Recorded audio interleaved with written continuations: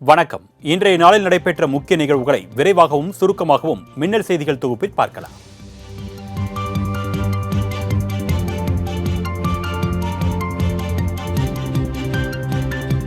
பரபரப்பான அரசியல் சூழ்நிலையில் தமிழக சட்டப்பேரவை கூட்டத்தொடர் திங்கட்கிழமை காலை 9:30 மணிக்கு கூடுகிறது. கூட்டத்தொடர் கூடியவுடன் முதலில் மறைந்த முன்னாள் உறுப்பினர்களுக்கு இரங்கல் குறிப்பு வாசிக்கப்படும். பின்னர் மறைந்த ரா சம்பந்தன், சீதாராம் யெச்சூரி, ரத்தன் டாடா உள்ளிட்டோருக்கு இரங்கல் தீர்மானம் நிறைவேற்றப்பட உள்ளது. இதனையடுத்து மதுரையில் டங்ஸ்டன் சுரங்கம் அமைக்க மத்திய அரசு வழங்கிய உரிமத்தை ரத்து செய்ய வலியுறுத்தி பேரவையில் தீர்மானம் நிறைவேற்றப்பட உள்ளது.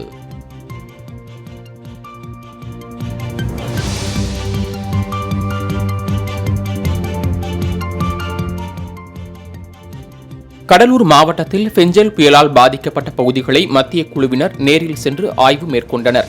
கடலூர் நகரப் பகுதிகள், பன்ருட்டி, குறிஞ்சிப்பாடியில் ஆய்வு செய்த மத்திய குழுவினர் வேளாண் மற்றும் தோட்டக்கலை பயிர்கள் உள்ளிட்ட சேதங்கள் குறித்து விவசாயிகளிடம் கேட்டறிந்தனர்.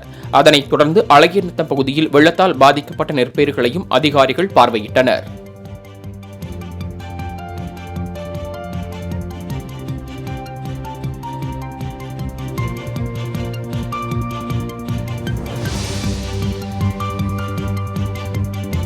ஆதவ் அர்ஜுனாவின் செயல்பாடுகள் கட்சி நலனுக்கு எதிராக இருப்பதாக கூறிய திருமாவளவன், கட்சியில் யார் தவறு செய்தாலும் முகாந்திரத்தை ஆய்வு செய்த பிறகே நடவடிக்கை எடுக்கப்படும் என தெரிவித்துள்ளார்.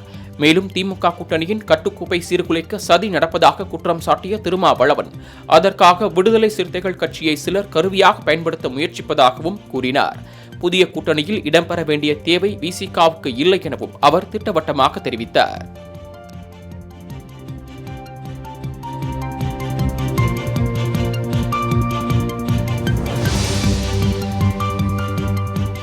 பெண்களுக்கு எதிரான குற்றங்கள் குறித்து முறையாக விசாரிக்க வேண்டும் என்று திமுக அரசின் காவல்துறைக்கு தெரியாதா என்று எதிர்க்கட்சித் தலைவர் எடப்பாடி பழனிசாமி கடுமையாக சாடியுள்ளார். சென்னை சிந்தாதிரிப்பேட்டையில் மனநலம் குன்றிய கல்லூரி மாணவியை 10க்கும் மேற்பட்டோர் தொடர் பாலியல் வன்கொடுமை செய்யப்பட்டது குறித்து புகார் அளித்தும் காவல்துறையினர் அலைக்கழித்ததாக வெளிவரும் தகவல்கள் அதிர்ச்சியளிப்பதாக கூறியுள்ள எடப்பாடி பழனிசாமி, இந்த வழக்கில் சம்பந்தப்பட்ட குற்றவாளிகள் மற்றும் பெண்களுக்கு எதிரான குற்றங்களை கடுமையான நடவடிக்கை எடுக்க வேண்டும் என்று திமுக அரசை வலியுறுத்தியுள்ளார்.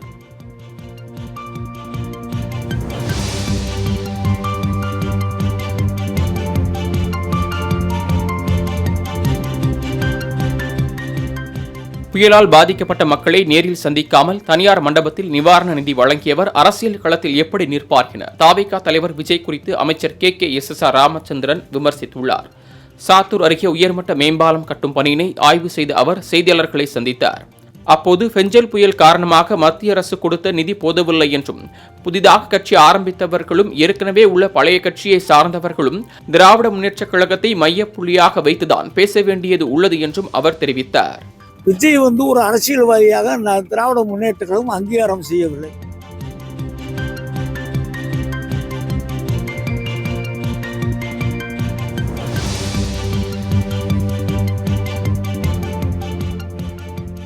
தாவேகா தலைவர் விஜய்க்கு அரசியலில் அடிப்படை புரிதல் தேவை என்று பாஜக மாநில தலைவர் அண்ணாமலை தெரிவித்துள்ளார்.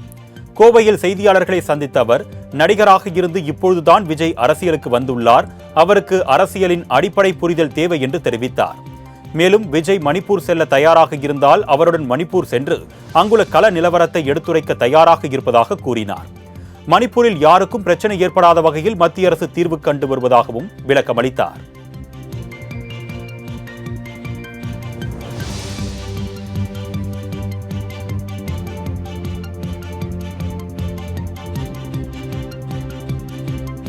சினிமா செய்திகளும் மக்கள் விரும்பி பார்க்கும் செய்திதான் என்றும், துணை முதலமைச்சர் உதயநிதியும் சினிமாவில் நடித்தவர்தான் என்றும் அமமுக பொதுச் செயலாளர் டிடிவி தினகரன் தெரிவித்துள்ளார். டிடிவி தினகரன் பிறந்த நாளை முன்னிட்டு திருப்பூரில் பாலின சமத்துவம் வலியுறுத்தி மாரத்தான் போட்டி நடைபெற்றது. இதில் வெற்றி பெற்ற மாணவர்களுக்கு டிடிவி தினகரன் பரிசளித்து வாழ்த்து தெரிவித்தார். இதனைத் தொடர்ந்து செய்தியாளர்களிடம் பேசிய அவர், தேர்தல் வாக்குறுதிகளை நிறைவேற்றாமல் திமுகவினர் ஏமாற்றி வருவதாக குற்றம் சாட்டினார். மேலும் இரட்டை இலைகளை காண்பித்து எடப்பாடி பழனிசாமி மக்களை ஏமாற்ற முடியாது என்றும் தெரிவித்தார்.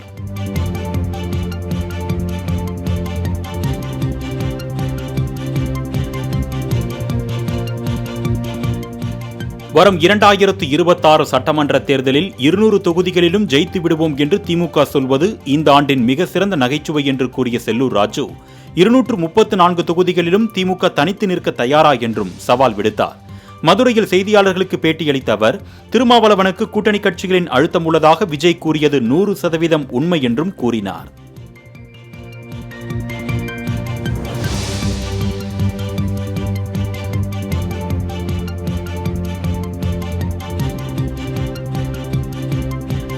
தமிழக வெற்றிக் கழக கட்சித் தலைவர் விஜய் சினிமாவில் நடிப்பது போல் அரசியலிலும் நடிப்பதாக கொங்கு நாடு மக்கள் தேசிய கட்சியின் பொதுச் செயலாளர் ஈஸ்வரன் தெரிவித்துள்ளார். சேலத்தில் நடைபெற்ற கொங்கு நாடு மக்கள் தேசிய கட்சியின் பொதுக்குழு கூட்டத்தில் அக்கட்சியின் பொதுச் செயலாளர் ஈஸ்வரன் உள்ளிட்டோர் கலந்து கொண்டனர். அப்பொழுது செய்தியாளர்களை சந்தித்து பேசிய ஈஸ்வரன், திமுக கூட்டணியை யாராலும் உடைக்க முடியாது என்று தெரிவித்தார். மேலும் விஜயின் நடிப்பை கண்டு மக்கள் ஏமாறக்கூடாது என்றும் அவர் கேட்டுக்கொண்டார்.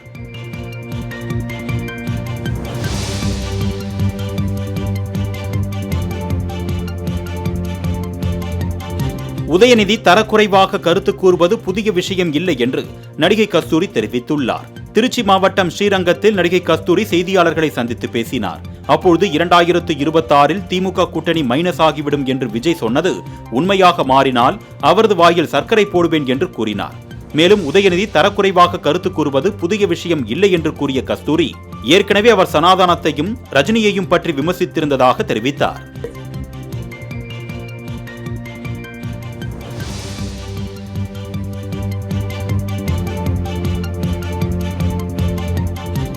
பாஜகவில் ஜாமீன் அமைச்சர்கள் இல்லையா என்று அமைச்சர் செந்தில் பாலாஜி கேள்வி எழுப்பினார். கரூரில் பொதுமக்களை சந்தித்து மனுக்கள் பெறும் நிகழ்ச்சியில் பங்கேற்ற அமைச்சர் செந்தில் பாலாஜி செய்தியாளர்களை சந்தித்து பேசினார். அப்போது மின்சார கொள்முதலில் அதிமுக ஆட்சியில் போடப்பட்ட ஒப்பந்தத்தை தாங்கள் போட்டது போல மாய தோற்றத்தை உருவாக்குகிறார்கள் என குற்றம் சாட்டினார். மேலும் ஜாமீன் அமைச்சரின் மிரட்டல்களுக்கெல்லாம் பாஜக பயப்படாது என அண்ணாமலை கூறியிருந்த நிலையில் பாஜகவில் ஜாமீன் அமைச்சர்கள் இல்லையா என்று கேள்வி எழுப்பினார். இதனையடுத்து அண்ணாமலை லண்டன் சென்றது குறித்து எழுப்பப்பட்ட கேள்விக்கு 11 பேர் கொண்ட குழுவினர் லண்டனுக்கு படிக்க சென்றனர் என்றும் அவர்களில் இதுவும் ஒன்று என விமர்சித்தார்.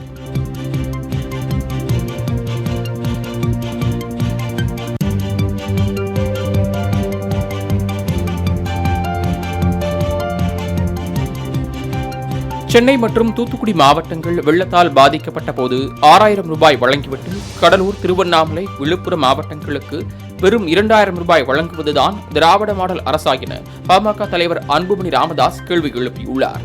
கண்டக்காடு கிராமத்தில் பாமக சார்பில் நடத்தப்பட்ட மருத்துவ முகாமில் கலந்து கொண்ட பின்னர் செய்தியாளர்களை சந்தித்தார். அப்போது சாத்தனூர் அணையில் இரவோடு இரவாக 1,70,000 கன அடி நீர் திறந்துவிடப்பட்டதால் 4 மாவட்டங்களில் பேரழிவை ஏற்படுத்தியிருக்கிறது என்றும் இதற்கு தமிழக அரசே பொறுப்பு எனவும் அவர் குற்றம் சாட்டினார்.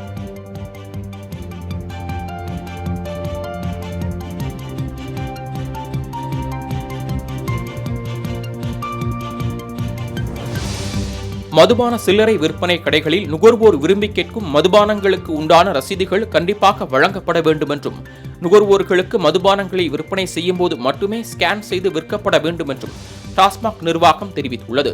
மேலும் மதுபானங்களை முன்கூட்டியே ஸ்கேன் செய்து வைத்துக் கொண்டு விற்பனை செய்யக்கூடாது எனவும், தவறான செயல்பாடுகளை கண்காணிக்க தவறும் பட்சத்தில் சம்பந்தப்பட்ட மாவட்ட மேலாளர் மற்றும் உதவி மேலாளர் மீது துறை ரீதியான விசாரணை மேற்கொண்டு நடவடிக்கை எடுக்கப்படும் எனவும் எச்சரிக்கை விடுக்கப்பட்டுள்ளது.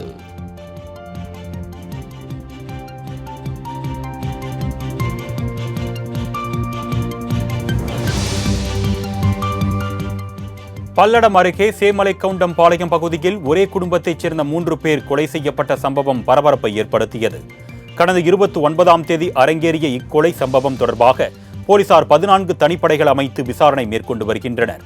இருப்பினும் குற்றவாளிகள் குறித்து எந்த ஒரு துப்பும் கிடைக்காமல் திணறி வரும் போலீசார் தற்பொழுது பல்லடம் மற்றும் சுற்றுவட்டார பகுதிகளில் கம்பளி, போர்வைகளை விற்பனை செய்து வரும் வடமாநில தொழிலாளர்களின் கைரேகை மற்றும் ஆதார் கார்டு நகல்களை சேகரிக்கும் பணியில் ஈடுபட்டுள்ளனர்.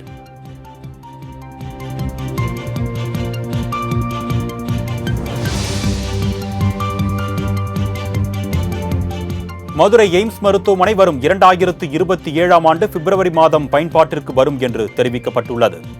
மதுரை தோப்பூரில் எய்ம்ஸ் மருத்துவமனை கட்டப்படும் என்று கடந்த 2018ஆம் ஆண்டு அறிவிக்கப்பட்ட நிலையில் கடந்த 2019ஆம் ஆண்டு பிரதமர் மோடி அடிக்கல் நாட்டினார். இதன் கட்டுமான பணிகள் முழு வீச்சில் நடைபெற்று வரும் நிலையில் எய்ம்ஸ் மருத்துவமனை எப்பொழுது பயன்பாட்டிற்கு வரும் என்று பாண்டியராஜா என்பவர் தகவல் அறியும் உரிமை சட்டத்தின் கீழ் விளக்கம் கேட்டு இருந்தார். இதற்கு எய்ம்ஸ் மருத்துவமனை நிர்வாகம் பதிலளித்துள்ளது குறிப்பிடத்தக்கது.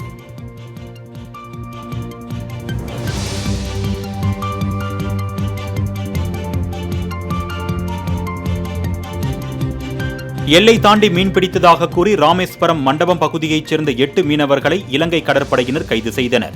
மண்டபம் மீன்பிடி துறைமுகத்தில் இருந்து 400க்கும் மேற்பட்ட விசைப்படகுகளில் சென்ற மீனவர்கள் நெடுந்தீவு கடற்பகுதியில் மீன்பிடித்துக் கொண்டிருக்கும் பொழுது இலங்கை கடற்படையினர் அவர்களை கைது செய்தனர். இதனையடுத்து 8 மீனவர்களையும் வரும் 20ஆம் தேதி வரை சிறையில் அடைக்க இலங்கை ஊர்காவல்துறை நீதிமன்றம் உத்தரவிட்டுள்ளது.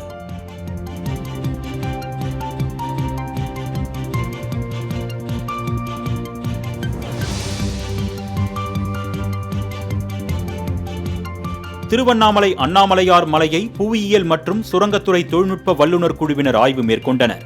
மலையில் உள்ள பாறைகள் மண்வளம் குறித்து ஆய்வு மேற்கொண்ட குழுவினர் ஆய்வறிக்கையை அரசிடம் நாளை சமர்ப்பிக்க உள்ளனர்.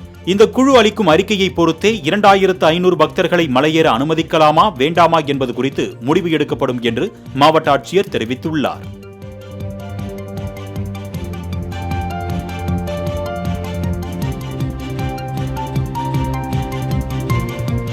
திருக்கார்த்திகை தீப திருவிழாவையொட்டி திருவண்ணாமலை அண்ணாமலையார் கோயிலின் மகாரத தேர்களுக்கு கலசம் பொருத்தும் பணிகள் நிறைவு பெற்றன. நினைத்தாலே முக்தி அளிக்கும் திருத்தலமாக விளங்கும் அண்ணாமலையார் கோயிலின் தீப திருவிழா கடந்த 4ஆம் தேதியன்று கொடியேற்றத்துடன் கோலாகலமாக தொடங்கியது. இதனையடுத்து திருவிழாவின் 7ஆம் நாளில் பஞ்சமூர்த்திகள் மரத்தேர் மகாரதத்தில் எழுந்தருளி பக்தர்களுக்கு காட்சியளிப்பர். இதற்காக சிறப்பு பூஜைகள் மேற்கொள்ளப்பட்டு கலசங்கள் தேரின் உச்சியில் பொருத்தப்பட்டன.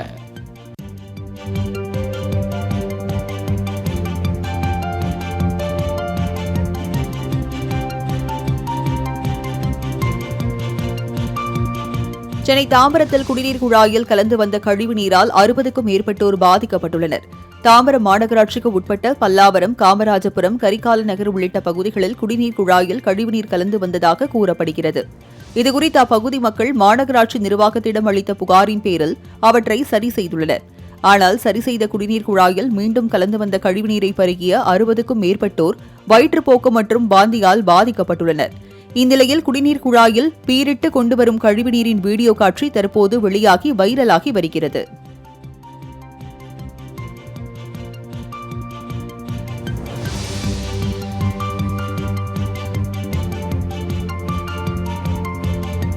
சென்னை அருகே கொடி மற்றும் பேனர்கள் வைக்க போலீசார் அனுமதி மறுத்துள்ளதால் தமிழக வெற்றிக் கழகத்தினர் அப்பகுதியில் குவிந்தனர். சென்னை தண்டையார்பேட்டையில் பாரத் பெட்ரோல் பங்க் பகுதியில் தமிழக வெற்றிக் கழகம் சார்பில் கட்சி கொடி மற்றும் பேனர்கள் வைக்க போலீசார் அனுமதி மறுத்துள்ளனர். இந்நிலையில் கடந்த பல மணி நேரமாக போலீசார் அனுமதி அளிக்காததால் ஆத்திரமடைந்த 100க்கும் மேற்பட்ட தமிழக வெற்றிக் கழக தொண்டர்கள் தளபதி என்று கோஷங்கள் எழுப்பினர்.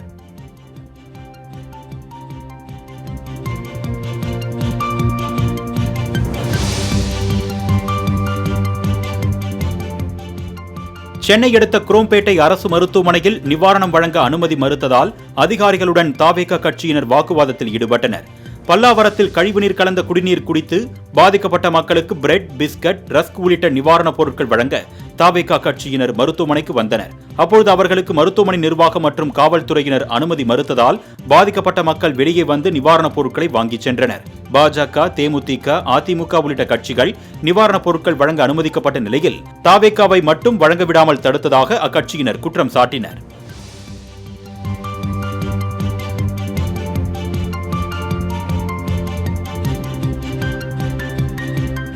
நெல்லையில் பெண் இன்ஸ்பெக்டர்கள் இரவு ரோந்து பணியில் ஈடுபட்டிருந்த நிலையில் உதவி ஆணையர் ஒருவர் புஷ்பா 2 படம் பார்த்த செயலை மாநகர காவல் ஆணையர் கண்டித்துள்ளார். நெல்லை டவுன், சந்திப்பு, பாளையங்கோட்டை, மேலப்பாளையம் ஆகிய 4 இடங்களில் பெண் காவல் ஆய்வாளர்கள் பணியில் ஈடுபட்டிருந்த போது அவர்களுக்கு தலைமையாக இருந்த உதவி ஆணையர் ஒருவர் பணி நேரத்தில் உடையார்பட்டி பகுதியில் உள்ள திரையரங்கில் புஷ்பா 2 திரைப்படம் பார்ப்பதற்காக சென்றுள்ளார். இதனை அறிந்த காவல் ஆணையர் மூர்த்தி ஓப்பன் மைக்கில் இரவு பணியில் பெண் காவல் ஆய்வாளர்கள் இருக்கும் நிலையில் நீங்கள் எந்தவித பொறுப்பும் இன்றி இப்படி செயல்படுவது நியாயமா என்று உதவி ஆணையரை கண்டித்துள்ளார்.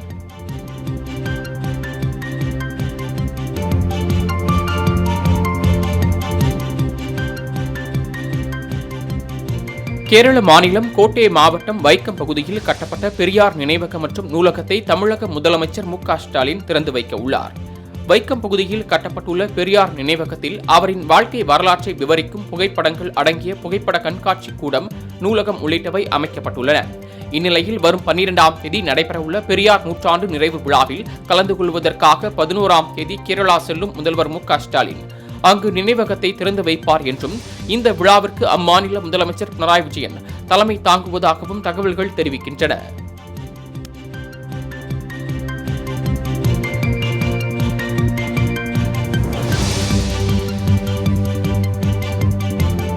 சேலம் வழியாக கொல்லம் சென்ற ரயிலில் ஆந்திர மாநிலத்தை சேர்ந்த ஐயப்ப பக்தர்கள் சிலர் கற்பூரம் ஏற்றி வழிபாடு நடத்திய வீடியோ வலைதளங்களில் வைரலாகியது.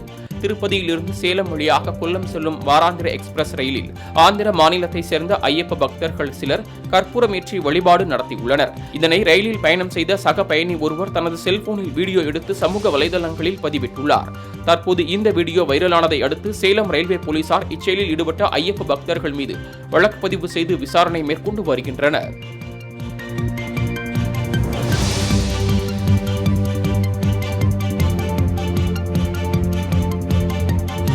மதுரை விமான நிலைய விரிவாக்கத்திற்கு நிலம் எடுக்க எதிர்ப்பு தெரிவித்து 5வது நாளாக கிராம மக்கள் போராட்டத்தில் ஈடுபட்டனர். மதுரை விமான நிலையம் சர்வதேச விமான நிலையமாக தரம் உயர்த்தப்பட்டதால் விமான நிலையத்தை விரிவாக்கம் செய்ய திட்டமிடப்பட்டுள்ளது. இதனால் சின்ன உடைப்பு, பரம்புப்பட்டி உள்ளிட்ட கிராமங்களில் நிலம் கையகப்படுத்தப்பட்டு வருகிறது. இதில் சின்ன உடைப்பு கிராமத்தில் 189 ஏக்கர் நிலம் கையகப்படுத்தப்பட உள்ள நிலையில் இதற்கு எதிர்ப்பு தெரிவித்து அப்பகுதி மக்கள் 5வது நாளாக போராட்டத்தில் ஈடுபட்டனர். மேலும் அதே பகுதியில் சமையல் செய்து சாப்பிட்டு தொடர் போராட்டம் நடத்தினர்.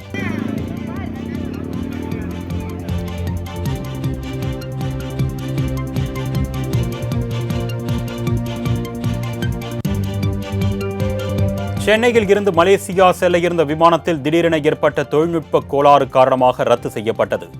சென்னை அண்ணா பன்னாட்டு விமான நிலையத்தில் இருந்து மலேசியா தலைநகர் கோலாலம்பூருக்கு செல்வதற்காக 148 பயணிகள் விமானத்தில் ஏறுவதற்கு தயாராக இருந்தனர்.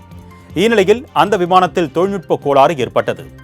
ஆனால் நீண்ட நேரமாக முயற்சித்தும் விமானத்தில் ஏற்பட்ட தொழில்நுட்ப கோளாறை சரி செய்ய முடியவில்லை. இதனையடுத்து விமானம் ரத்து என்று அறிவிக்கப்பட்டு 148 பயணிகளும் சென்னை நகரில் உள்ள பல்வேறு ஹோட்டல்களில் தங்க வைக்கப்பட்டுள்ளனர். விமானம் தொழில்நுட்ப கோளாறு சரி செய்யப்பட்டு இன்று இரவு மலேசியாவுக்கு புறப்பட்டு செல்லும் என்று அறிவிக்கப்பட்டுள்ளது.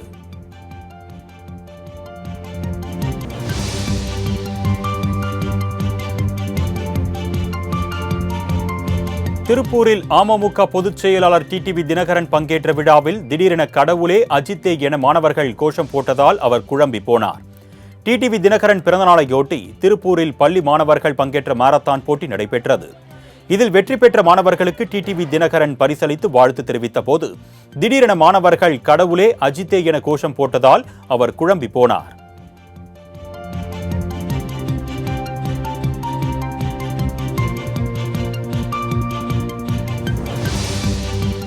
கோவையில் ஹாப்பி ஸ்ட்ரீட் நிகழ்ச்சியில் தடுப்புகள் சாய்ந்ததால் பரபரப்பு ஏற்பட்டது. கோவையில் ஓராண்டிற்கு பிறகு ஹாப்பி ஸ்ட்ரீட் நிகழ்ச்சி கடந்த வாரம் ஆர்எஸ்புரம் பகுதியில் தொடங்கியது. இதில் ஆடல் பாடல் நிகழ்ச்சிகள், இசை நிகழ்ச்சிகள் உட்பட பல்வேறு விளையாட்டுகள் இடம்பெற்றன. இந்நிலையில் இன்று 2வது வாரமாக நடைபெற்ற ஹாப்பி ஸ்ட்ரீட் நிகழ்ச்சியின் போது பொதுமக்கள் தடுப்புகளை ஒட்டியவாறு நடனமாடிக் கொண்டிருந்த நிலையில் திடீரென தடுப்புகள் கீழே சாய்ந்ததில் சிலர் குழந்தைகளுடன் நிலைத்தடுமாறி கீழே விழுந்தனர். சில குழந்தைகளுக்கு லேசான காயங்கள் ஏற்பட்ட நிலையில் உடனடியாக போலீசாரும் பவுன்சர்களும் அதனை சரி செய்தனர்.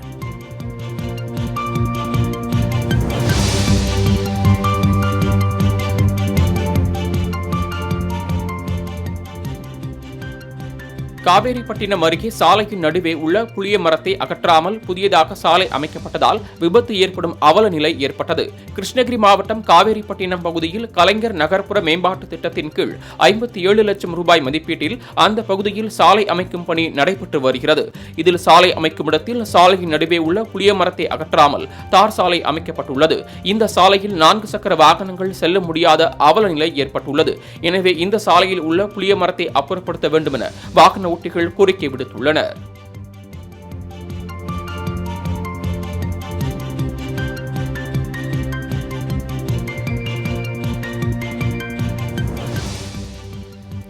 நீலகிரி அருகே மாத நிலுவைத் தொகையை வழங்கவில்லை என்றால் போராட்டம் நடத்தப் போவதாக தேயிலை விவசாயிகள் அறிவித்துள்ளனர். நீலகிரியில் இயங்கி வரும் 16 அரசு கூட்டுறவு தொழிற்சாலைகளில் தினம்தோறும் பசுந்தேயிலையை 10 லட்சம் கிலோ வரை டீ தூள்களாக தயாரிக்கப்படுகிறது. ஒவ்வொரு மாதமும் தேயிலை வாரியம் சார்பில் விவசாயிகளுக்கு வழங்கப்படும் தொகையை வழங்கப்படவில்லை என்று கூறப்படுகிறது. இந்நிலையில் நிலுவையில் உள்ள தொகையை உடனடியாக வழங்க வேண்டும் என்றும், இல்லை என்றால் போராட்டத்தில் ஈடுபடவிருப்பதாக சிறு குறு தேயிலை விவசாயிகள் அறிவித்துள்ளனர்.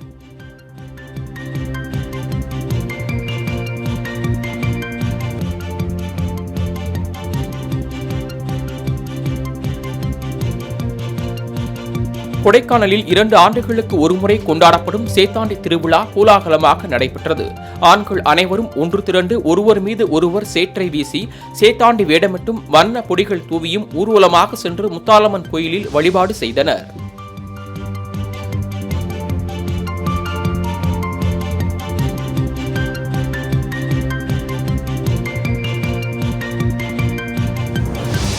விடுமுறை தினத்தையொட்டி ஊட்டி தாவரவியல் பூங்காவில் சுற்றுலா பயணிகளின் கூட்டம் அலைமோதியது. ரோஜா பூங்கா, படகு இல்லம் உள்ளிட்ட பகுதிகளை சுற்றுலா பயணிகள் குடும்பங்களுடன் கண்டு ரசித்தனர். குறிப்பாக மலரால் அலங்கரிக்கப்பட்ட கடிகாரம், கண்ணாடி மாளிகை ஆகியவற்றை கண்டு ரசித்ததுடன் செல்ஃபியும் எடுத்து மகிழ்ந்தனர்.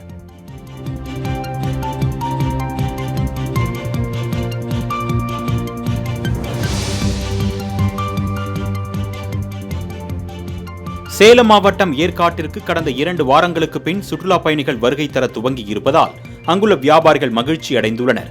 சில நாட்களுக்கு முன்னால் ஏற்காடு பகுதியில் பெய்த கனமழையால் மலைப்பாதை மற்றும் கிராமப்புறங்களுக்கு செல்லும் சாலைகளில் நிலச்சரிவுகள் ஏற்பட்ட நிலையில் சுற்றுலா பயணிகளுக்கு மாவட்ட நிர்வாகம் தடை விதித்திருந்தது.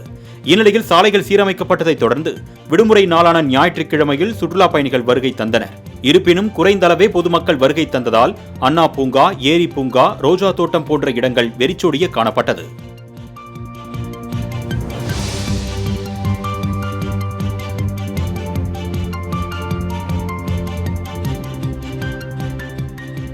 கன்னியாகுமரியில் ஆயிரக்கணக்கான ஐயப்ப பக்தர்கள் குவிந்துள்ளனர். வார விடுமுறை தினத்தையொட்டி ஏராளமான சுற்றுலா பயணிகள் வருகை தந்துள்ளதால் கன்னியாகுமரி கடற்கரை களை கட்டியுள்ளது. இந்த நிலையில் அதிகாலையிலேயே கடற்கரை திடலில் அமர்ந்து சூரிய உதயத்தை கண்டு ரசித்த சுற்றுலா பயணிகள் செல்போனில் புகைப்படம் எடுத்து மகிழ்ந்தனர். மேலும் ஆயிரக்கணக்கான ஐயப்ப பக்தர்கள் கடலில் புனித நீராடி பகவதி அம்மன் கோயிலுக்கு சென்று தரிசனம் செய்தனர். மேலும் கடலில் கால்களை நனைத்தும் குளித்தும் சுற்றுலா பயணிகள் மகிழ்ச்சியடைந்து வருகின்றனர்.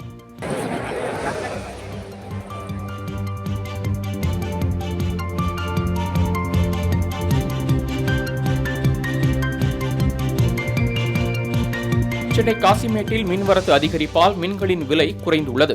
கடந்த 5 நாட்களுக்கு முன்பு விசைப்படகுகளில் ஆழ்கடலுக்கு மீன்பிடிக்கச் சென்ற காசிமேடு மீனவர்கள் இன்று அதிகாலை கரை திரும்பினர். இந்நிலையில் காசிமேடு துறைமுகத்தில் வஞ்சிரம், வவ்வால், சங்கரா உள்ளிட்ட மீன்களின் வரத்து அதிகமாக காணப்பட்டதால் மீன் விலை குறைந்துள்ளது.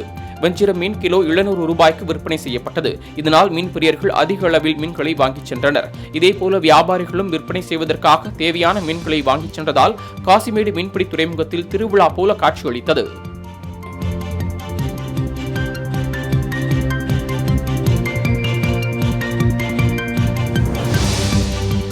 கொடைக்கானலில் உள்ள புகழ்பெற்ற நட்சத்திர ஏரி பச்சை நிறம் படிந்து காணப்பட்டதால் உள்ளூர் வாசிகள் அதிர்ச்சியடைந்துள்ளனர். தமிழகத்தில் முக்கிய சுற்றுலா தலமாக விளங்கி வரும் கொடைக்கானலுக்கு சுற்றுலா பயணிகள் அதிக அளவில் வருகை தருவது வழக்கம். இந்நிலையில் அப்பகுதியில் முக்கிய தலமாக விளங்கும் நட்சத்திர ஏரி இன்று காலை முதலே பச்சை வண்ணத்தில் காட்சியளித்ததால் உள்ளூர் வாசிகளும் சுற்றுலா பயணிகளும் அதிர்ச்சியடைந்தனர். மேலும் ஏரியில் பாசான் மிதக்கிறதா அல்லது கழிவுநீர் ஏதேனும் கலக்கப்பட்டுள்ளதா என சந்தேகம் எழுந்துள்ள நிலையில் நகராட்சி அதிகாரிகள் ஆய்வு மேற்கொண்டு விரைந்து நடவடிக்கை எடுக்க அப்பகுதி மக்கள் வலியுறுத்தியுள்ளனர்.